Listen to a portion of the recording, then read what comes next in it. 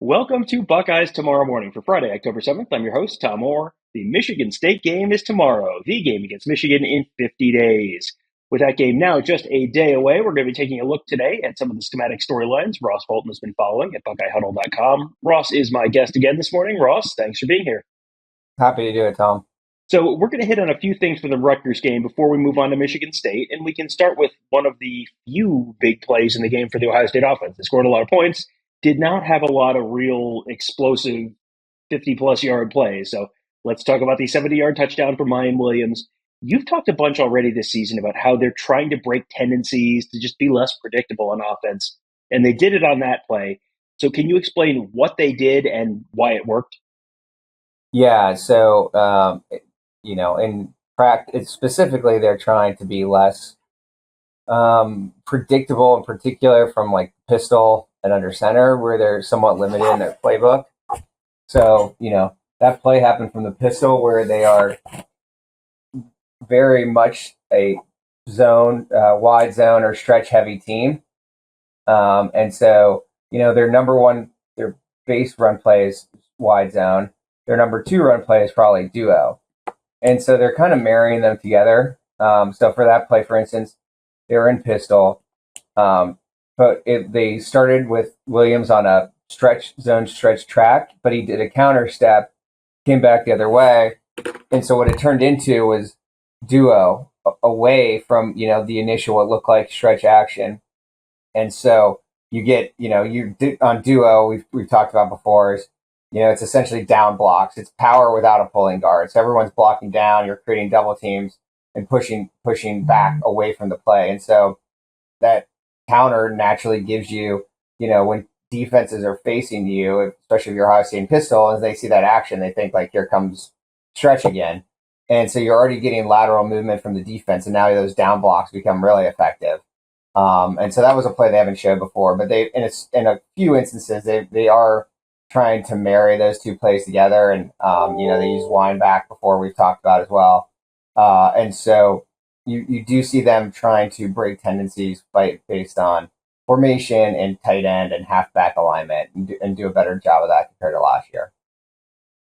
And Miyan Williams himself has really been one of the more pleasant surprises this season. It feels like, he's flashed potential for a couple of years to the point that, after the Clemson Sugar Bowl, everyone was talking about how Miyan Williams had this great year, and you look and he's had like 10 carries, but he just made a real immediate impression.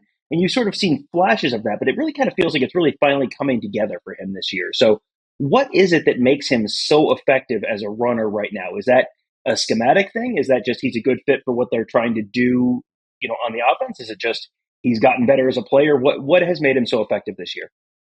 Yeah, I'm glad you qualified him last year, because I was about ready to jump in and say, well, I didn't think he was overrated last year, or under discussed, because I thought he's been pretty good throughout. But I will say that one thing he's improved on is, for a big back, as I mentioned in my article, he did have a tendency to always want to cut back or bounce things instead of getting upfield. And so, he's always been really strong at the point of attack. He's always had very good feet in the hole, especially for a big guy. He's got really quick feet.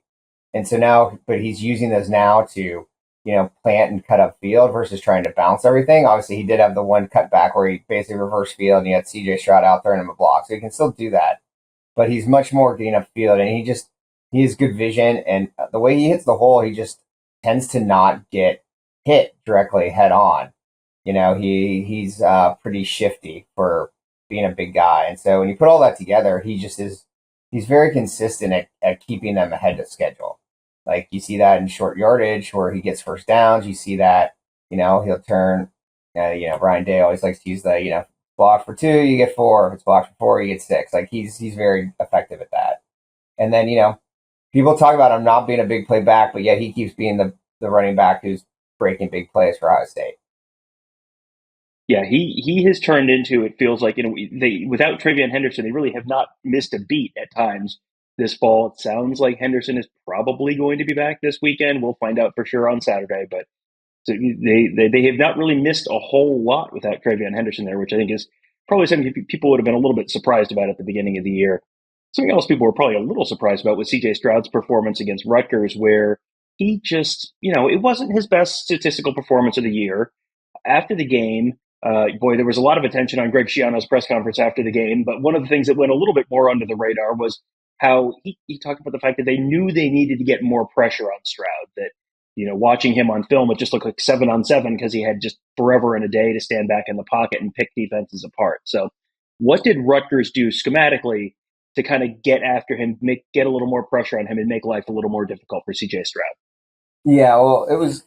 I mean, part of it was just an odd game in terms of the possessions. I mean, Ohio State, like, they had the turnovers, and they had, like, two halfway through this third quarter, they'd only had two plays.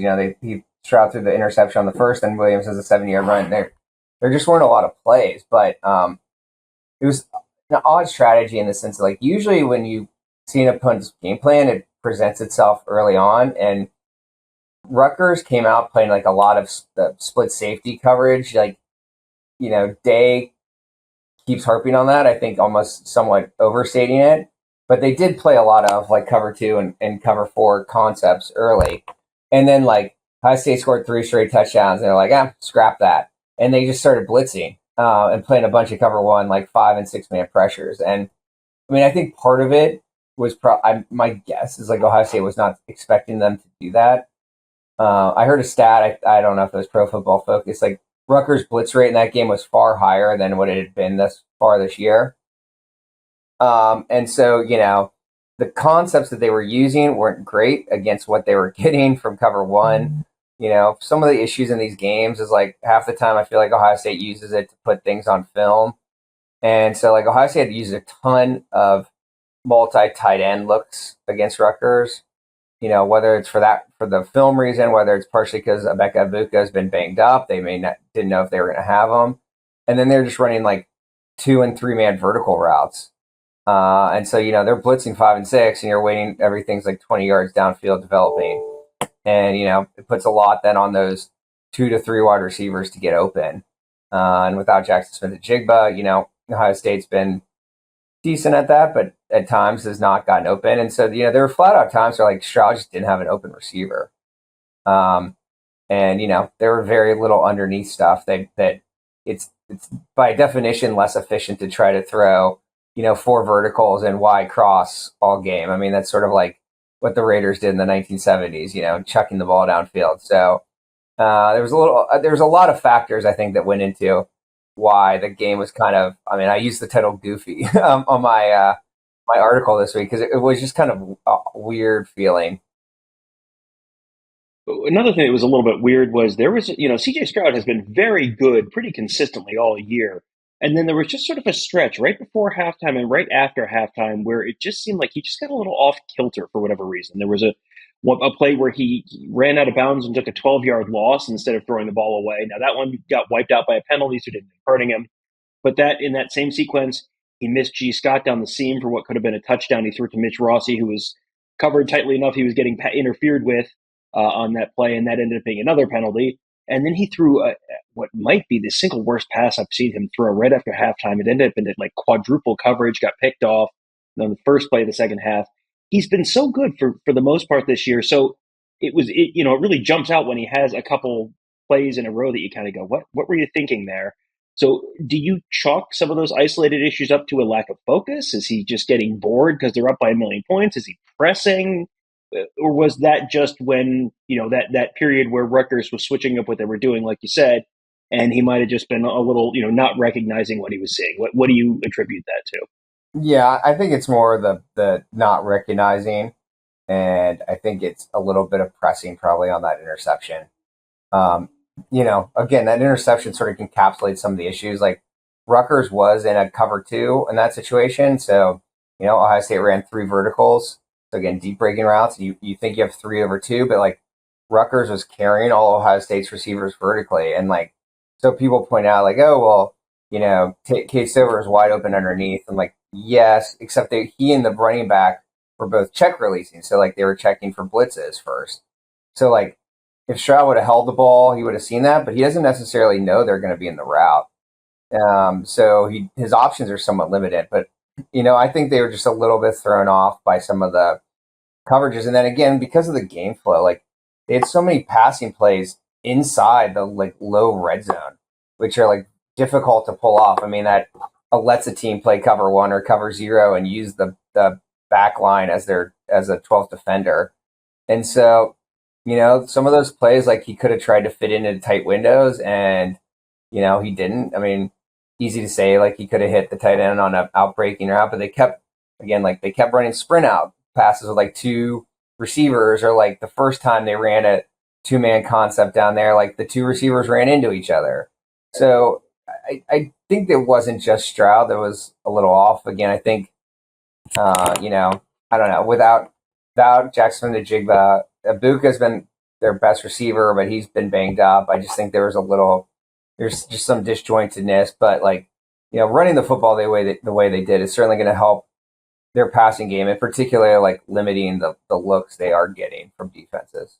All right. And then on the defensive side of the ball, it feels like the Jim Knowles experience continues to be a fun one for Buckeye fans, at least for the most part. And we've talked a bunch about how the things he's doing are really, freeing up the linebackers, make a ton of plays. We talked about block destruction a whole bunch of times already this fall. But, this week, you wrote about what he's doing in the A gap and just bringing multiple guys right up the gut, but only sometimes, where he's mixing things up, to kind of keep opposing teams on their toes.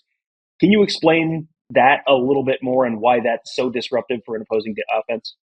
Yeah, well, you're right. So I think everyone could probably see it in their mind how he likes to mug up, by that I mean cover up the two A gaps on third down, and then a lot of times those guys will drop. Like, on I believe on Seal Chambers' interception, they dropped out to a Tampa 2, and then but sometimes they'll bring it, obviously, and they'll bring two guys, or they'll more often bring three. So they'll blitz the two linebackers to the A gap and then bring a safety behind them. So that was Ronnie Hickman on Saturday. Josh Proctor's done that as well. And they'll play cover zero and drop out the two defensive ends as, rats in the hole is what it's called, sort of underneath defenders to take away hot routes. So again, you're just getting more variety, and he's again like building concepts off each other. We talked about also how he like had the linebackers look like they were dropping back and then blitz. So it's like almost a counter blitz in those A gaps. So obviously when you're bringing pressure up the middle and then dropping out the defensive ends, it's really hard for the offensive line to account for those three men in the A gap. And you're going to end up often leaving the offensive tackle sitting there blocking air. So it's a tough concept to deal with. Lots of teams use it. Ohio State, I think famously a couple years ago with Justin Fields, like Indiana used it effectively against them. Michigan's using it a bunch this year. So it's definitely a weapon, though, for Ohio State right now on third down. All right, so that's enough Rutgers talk. Perhaps more Rutgers talk than even was strictly necessary. That's all right. We're going to move on now to the Michigan State game. And for years during the Mark D'Antonio era, in particular, Michigan State was always known as the hard-nosed developmental program that played great defense, ran the ball, and just generally just made life miserable for teams that were playing them. So, looking at their team now, last year, and then this is a very different team, it feels like this year, how much of what is in people's minds in terms of this is Michigan State football, how much of that is still true to you? Not much. And maybe that's more like a function of their execution rather than, conceptually, like it's still the same idea. But, ironically, like Mel Tucker is like a Nick Saban guy, right? Like that's the defensive system that he was bringing in theory to East Lansing, but like they've just never been able to execute it. Like their pass defense is really bad last year. Their pass defense is bad again this year. Like they have to, they play a bunch of cover three and their corners give a ton of ground because they just can't cover guys. And they're pretty, and they just struggle on like basic execution. So it's weird again, because like, it's somewhat hard, I think sometimes like in college football, like people either want to like dichotomy, like either a team's good or they're bad, right? Like, so Michigan State's like, they're like 37th in SP plus. They're like not terrible, but they're also not nearly obviously at Ohio State's level. So it is a step up, particularly being on the road. They have some players, Jalen Reed's back, so I expect them to try to chuck it vertically and see if they can, I talked about in my article, like the Denzel Burke issues, like he's in position, but whether it's the hand or whatever else, he's just like not physical through the catch point. and so he's just not contesting throws. So I expect them to try to do that and see what they can chin up. But I just think they're going to struggle in pass defense against Ohio State. And whenever I think of Michigan State, at least the traditional Michigan State, I always think of them as being, the program that might be most similar to them over that kind of same time period, that Mark D'Antonio time period. The program that's most similar to them in the Big Ten to me is Wisconsin, where it's a lot of the same, developmental, and they find the guys who no one else, kind of slip to the radar, and they develop them into good players, and they run the ball, and they're fundamentally sound, and they play good defense. And obviously this is not exactly the Michigan State team of old, and this is not exactly the Wisconsin team of old, but Michigan State has not stayed closer than 20 points to the Buckeyes since 2016. And, is that now Ohio State being a bad matchup for Michigan State and what Michigan State is trying to do in the same way that they're a bad matchup for Wisconsin, or are they kind of a bad matchup for Michigan State in a different way? No, it's a bad matchup because of the way they've played pass defense. Now, you have to kind of distinguish between like the D'Antonio era. I mean, once he and Narduzzi were very famous for their like aggressive cover four scheme that got both safeties in the box. I mean, it worked great against like when Ohio State was a run option team. I mean, 2015, for instance. But like, once they were able to throw the football, and like that defense has sort of had to evolve in general. And as I said, now, they're trying to run like pattern matching, and they're trying to like use like hot blitzes, like the 3 deep, 2 under, and they just like don't have the athletes in space right now to really execute that. And then like offensively, they were good last year, but like with Kenneth Walker obviously not there, and the injuries, I just don't think they've been at that level. But you get much more of like a spread to run, spread RPO system now compared to what they used to do. Well, we will have much more on that Michigan State game coming up on Saturday. Ross is going to be a part of our pregame show. Those are always fun. We're going to we'll be up live in East Lansing on Saturday and have all sorts of pregame coverage, including Ross's X's and O's chat. We'll have a little road trip segment for you on what some of the stuff you might experience if you go up to Michigan State, and also all the usual availability report, answering your questions, all that good stuff for the pregame show. Have a full post game show as well. Make sure you're subscribed at youtube.com/Buckeye Huddle, and also make sure you're subscribed at BuckeyeHuddle.com. We've had some tremendous content this week. Ross's articles every week, those breakdown articles are always some of the most popular things on the site. But we've got great coverage from Mark Givler and Alex Gleitman on the recruiting front, Tony Gerdeman and Kevin Noon killing it on the team coverage front, and much more. That's all at BuckeyeHuddle.com. That'll do it for today. Thank you guys for joining us. Have a great day. We'll talk to you tomorrow.